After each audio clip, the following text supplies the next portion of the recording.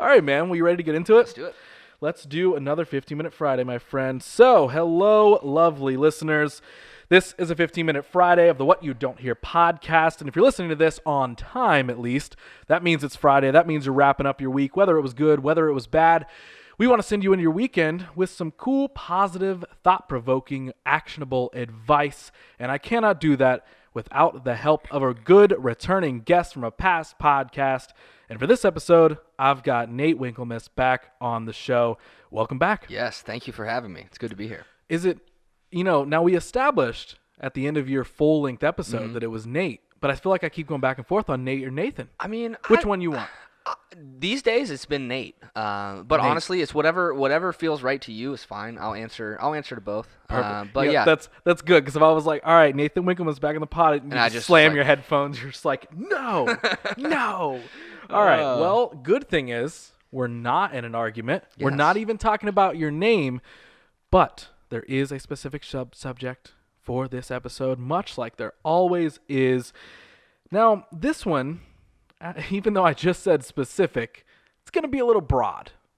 But we're going to talk about overall the idea of self-love, the idea of positive self-help, because there's so many different ways I think we could take that topic. And I feel like naming it one thing is just sort of like, yeah, you know what? Let's just get an umbrella. So I'll figure out a cool name for the title when the episode releases. Yeah. But right now, we're going to talk about self-love. We're going to talk do about it. how to take care of yourself in any and all different ways. So I'm going to start the timer. We've got 15 minutes on the clock.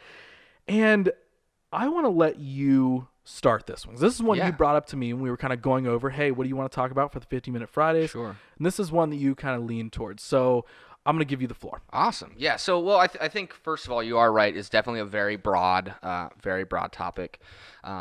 Can go in a lot of different directions, and all of it is super valid and super important. So I think the most important thing to kind of touch base on first is, avoiding kind of this idea that positivity and kind of self-love and self-help will fix everything. I think there are some things that you should seek out professional help with, whether it's depression, anxiety, whatever it is. Definitely don't be afraid to reach out to, even if it's just a friend.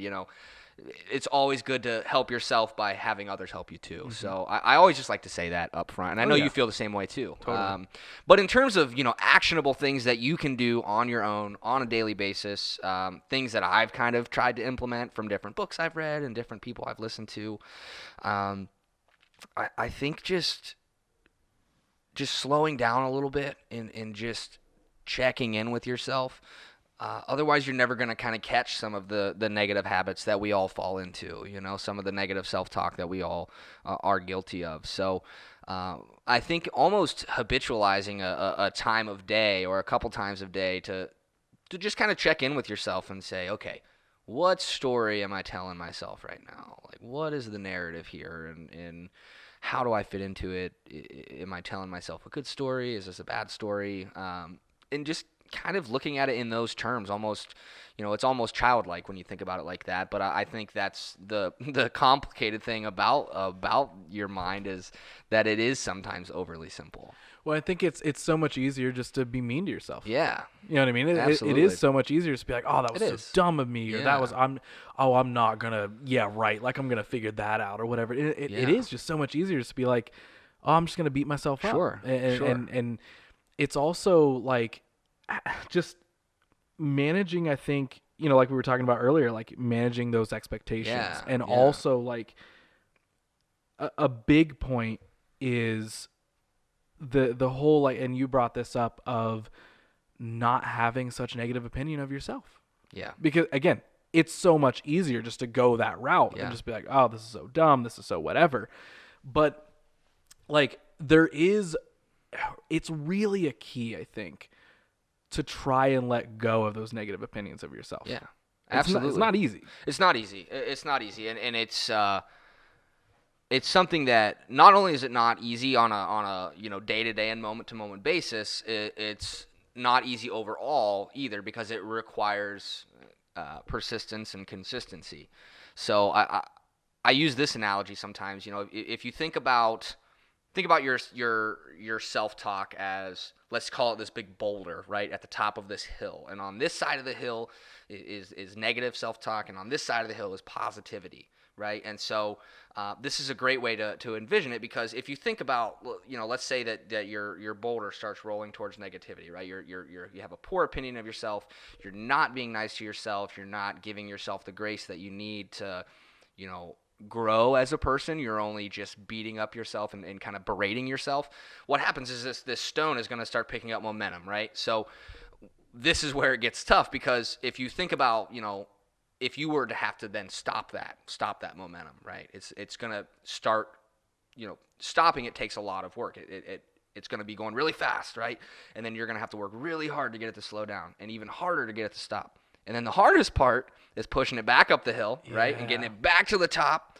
And so anywhere in this, up to this point in the cycle, it's scary, because it can all just come crashing right back down. All that hard work, all it has to do is just one push in the wrong direction, right? And you're not back to square one because you've learned something, but it's a cyclical lesson, because each time you learn something new.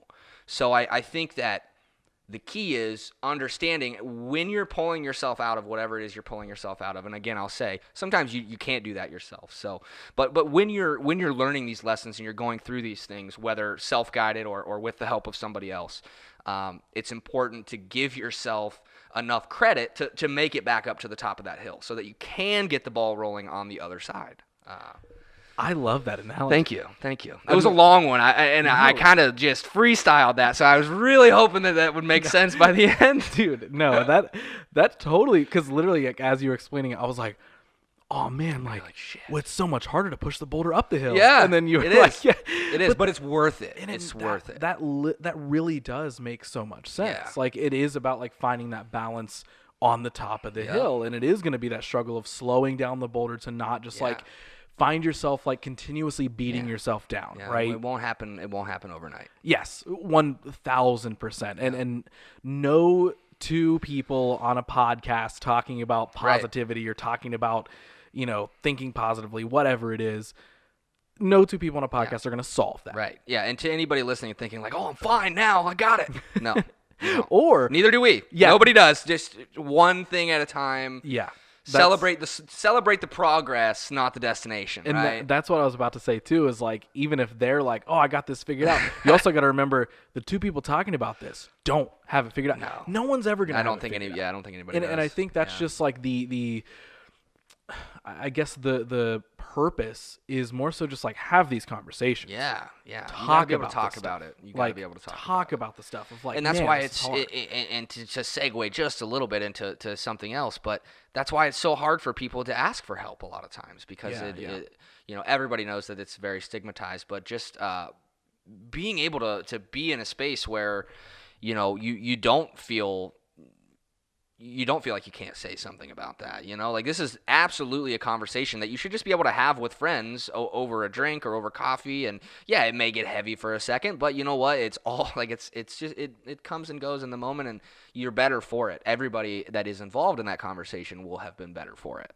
So on our notes here, one of the things that you had brought up that I think is a great talking point that I want to throw to you is the idea of self-examination, self-reflection, like that, like kind of like being positively critical on yourself, of understanding those things and taking those moments to reflect. Yeah. So explain that to me. Yeah. So, well, it happens differently for everybody, but the way that it kind of goes for me, or has been going recently, is, I'll start to build up that good momentum, and I'll start to build positive progress towards something. And I think for me and a lot of people, there is always this moment where maybe things start to derail a little bit, or you start to second guess or have some self-doubt.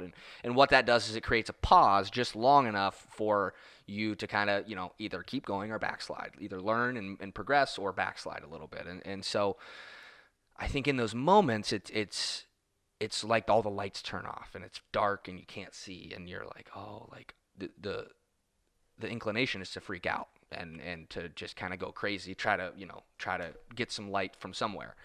But I think it's so important, and I think it's worth everybody kind of trying just take a moment to kind of let your eyes adjust a little bit, so to speak. Give yourself a moment to be in that, a little bit of a dark place, and just realize that you have all of the tools you need to get through that. And I don't mean that in the sense of you don't need anybody else to be able to, get back up on your feet. Sometimes in that moment, that is when you realize, oh, I should go and get some help with this, or I should go and talk to somebody. But being brave enough to let yourself exist in that space long enough to understand it. That's when real growth happens, and that's what I call self-examination, because there's always something in there that you're not wanting to face and that you're not wanting to reconcile.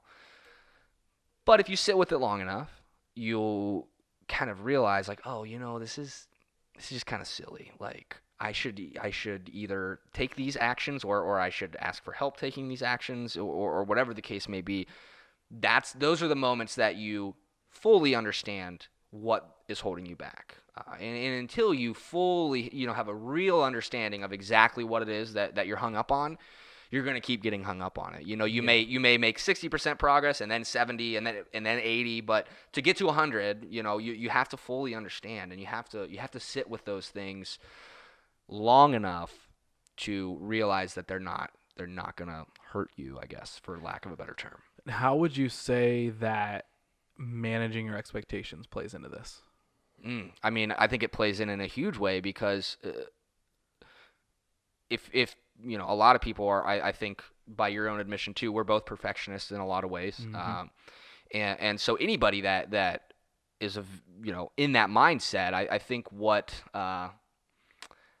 you find is that you expect the best from yourself on everything you do. So whether it's, the project you're working on, or whether it's just being nice to yourself, sometimes you're mean to yourself about being nice to yourself, and you have these unrealistic expectations of, what it is what headspace you need to exist in, or what it is you need to accomplish. So managing that and realizing, like, hey, you know what?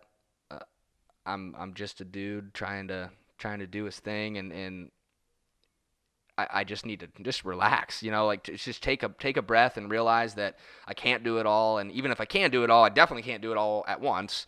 Yeah. And once you see yourself in that pattern, and once you realize, oh, this is actually doing me more harm than good and making me way less productive, you'll stop. And your perfectionism will flip.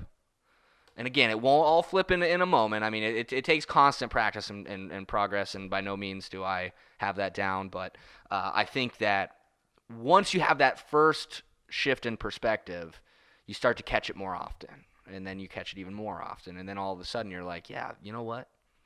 The default becomes to not expect it all to be done at once, and to just take a deep breath and see it for what it is. None of it is that important. So. All right, so we're getting up there in time. Yeah. 15 minutes is racing towards us. Yeah. A couple last things I want you to go. So how would you say, either that you found, or what advice would you give to somebody of how they can make a habit out of, like, positive self-talk? And we're talking like that, the voice in your head, right? Or, hey, if you want to, I don't know if you ever do affirmations or anything. Yeah, absolutely. Okay, absolutely. So you have. Okay. Yeah. That's a better way for me to ask that question. Yeah. Tell me about affirmations. Yeah. So, well, the cool thing about I think affirmation is that it can literally be anything. I mean, what works for me may not work for you, but it doesn't really matter, because it achieves the same result for us. And so I think that whatever it is, and it can be as specific as you want it to be, but whatever it is you want to accomplish, just build that into your affirmation. But similar to what we've talked about in the past, you need to structure your affirmation properly too, because if your affirmation is completely centered around, the thing you want to accomplish, you're going to fall short somewhere along the way, and then it's going to check your ego a little bit, and you're going to realize, oh, I'm not this thing. I thought that if I just said this every day, then I would be able to do this. Manage those expectations. Right. So for me, the affirmation when I was 20 used to be, oh man, I'm going to be the most successful musician ever, right? And of course that's, paraphrasing, but I think we all have that big pie in the sky idea, and I think we all should. I think at the end of the day, if we're not aspiring to be the best, what are we doing? But I think the healthier outlook, and this will be the best way to answer this question, is now at 27, what's my affirmation? And I think now I would say, rather than, oh, I'm going to be the most successful artist in the world, I think now my affirmation would be more along the lines of, I'm going to be as successful as I can while maintaining all of the things in my life that make me happy. That would include relationships. That would include, it's funny. Like I do music and I work a job too, and I actually really like my job, and it's super cool. So like I tie that in too. But what you find is at the end of the day, when you're trying to go to sleep and you're really trying to convince yourself that you can do this thing, when your affirmation is more than just that big pie in the sky, it's way more believable. Do you work affirmations into like your daily, like a daily routine, or is it like weekly? Not as much as I should. I think for me, it kind of happens in waves. I get into those like kind of modes of inspiration where I'm like, yeah, like, you know what? I'm going to be able to do this. I just need to remember that, it's not all going to happen at once, and just enjoy it each step of the way. And then I kind of become flooded with like, oh yeah, these are the pieces that I love about it. The pieces that I get to do every day are the things that I love the most. But I need to habitualize that more for sure. And I think we all probably do. But I would say the best way to develop that habit would be first to just develop a habit that kind of fosters a quiet mind. So whether that's meditation or, a walk outside in the morning, whatever the case may be, I think habitualizing that mindset makes the affirmation more autonomous. Because if you're every day you're like, oh, I just need to be nice to myself, then well, you're going to be nice to yourself in a mean way, because you're just going to be like, I just got to get this done, so I can move on with my day. But if you foster that space in your mind to be able to just be quiet and be still and be present, the self-talk is, it's just going to work itself in on its own. So that would be my recommendation. Boom. Perfect. So we hit our 15 minutes. Yeah. Last thing I want you to do. Sure. Anybody listening to this, let's say they had a good week, a bad week, whatever it is, of looking forward to next week, and they're like, I don't know what next week's going to be, or I don't even know what this weekend is going to be. I want you right now to pretend like you are a doctor, all right? I want you to prescribe them something based around positive self-talk, whether it's affirmations, whether it's figuring out their structure, whether it's just like shifting their mindset a little bit, even if it's starting small, right? Yeah. What is it you would prescribe them right now listening? I would just do something so completely different and off the wall from what you normally do that you're forced out of whatever rut you're into a new one. Whether it's a new rut or a new groove, at least it's something else. Yeah. So usually when you change from one rut to the next, or one rut to a groove, you're always picking something up along the way. So just understand that. Just try to learn something. Don't try to solve the problem all at once. Just try to solve a piece of it. And that will usually help you pull out of whatever it is you're zoomed in on. Zoom out and realize that, hey, okay, let's just figure out how to get from A to B. Then we'll figure out, X, Y, and Z way up here later. So, but there's all these little steps. So, I would force yourself to do something so completely different than what you do. If you're a physical therapist and I don't even know what else you would do as a physical therapist, but do something completely off the wall, like go to a racetrack and like drive a race car, like something so crazy that it just forces you to assume a different identity for a minute, so that you realize, oh, this is just a piece of who I am, not the whole shebang. So boom, love it. There it is. Yeah, that was another 15-minute Friday, dude. So many good golden nuggets. Good fun things. Now I feel like I'm supposed to like go get in a race car this weekend. I hope you do. Now I'm like, man, you know what? Like, I do want to drive. I always did want to drive a race car. That's right. Yeah. I need to get in a race car. I need to push a boulder up a hill. Yep. I need to just do these things. Yeah, man. And if I was saying all that, what is that? Positive self-talk. That's right. Yes, and that's sometimes that simple. It's just laugh at shit, man. There it is. That was an awesome episode. So I hope you guys enjoyed it. If you got anything valuable from this, if you enjoyed the conversation, if you enjoyed any of Nate's fun analogies, Or if you decide to go to a racetrack and race Hit a me race up. car, Let's go racing. let them know that you did it. Share it on the internet. Share this episode around the internet. Tag the podcast. Tag me. Nate, where can they find you on the internet? If they want to tag you, if they want to message you and say, hey, dude, I went and got in a race car. Yeah, send me your race car pics. I'm on Instagram at Nathan Winkelmes. Ross is going to drop that in the description because it is kind of tough to spell. And then my band is on Instagram and all other social channels at The Fears Music. And you can also find us on Spotify, iTunes, and anywhere else that music is streamed. Boom. There it is. All right, you guys, form those positive self-talk habits. Nate, thank you so much. Thank you.